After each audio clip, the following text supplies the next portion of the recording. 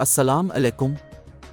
ریاستہائے متحدہ امریکا اور اس کے غیر قانونی بچے نے طویل عرصے سے وسیع تر مشرق وسطی اور شمالی افریقی مینا خطے میں علاقائی مسائل کا تدبر سے استحصال اور تقسیم کرو اور حکومت کرو کی پالیسی کے ذریعے اپنی اجارہ داری قائم کر رکھی تھی۔ 60 کی دہائی کے اوائل کے دوران واشنگٹن نے تل ابیب کے ساتھ گٹھ جوڑ قائم کیا اور گزشتہ دہائیوں میں بڑے پیمانے پر اقتصادی اور فوجی امداد فراہم کر کے مشرق وسطی میں اسرائیل کو پولیس مین کا کردار دیا۔ اس وقت تک اسرائیلی رہنماؤں نے اپنے تصویراتی منصوبوں کو عملی جامہ پہنایا اور امریکی بیساکھیوں اور وائٹ ہاؤس کی سفارتکاری کا استعمال کر کے علاقائی بالادستی حاصل کی۔ دریں اثنا امریکی رہنما مشرق وسطی میں اسرائیلی پیادوں کا کردار ادا کر رہے ہیں۔ تاریخی طور پر کیمپ ڈیوڈ میٹنگ، اوسلو معاہدہ اور نام نہاد ابراہم معاہدے تمام میکانزم کا مقصد یہودیوں کے مفادات کا تحفظ کرنا، فلسطین کاز کو نقصان پہنچانا اور خطے میں عرب اقوام کو مایوس کرنا تھا۔ افسوسناک بات یہ ہے کہ امت مسلمہ کے خلاف یہودی مسیح کا گٹھ جوڑ زوروں پر ہے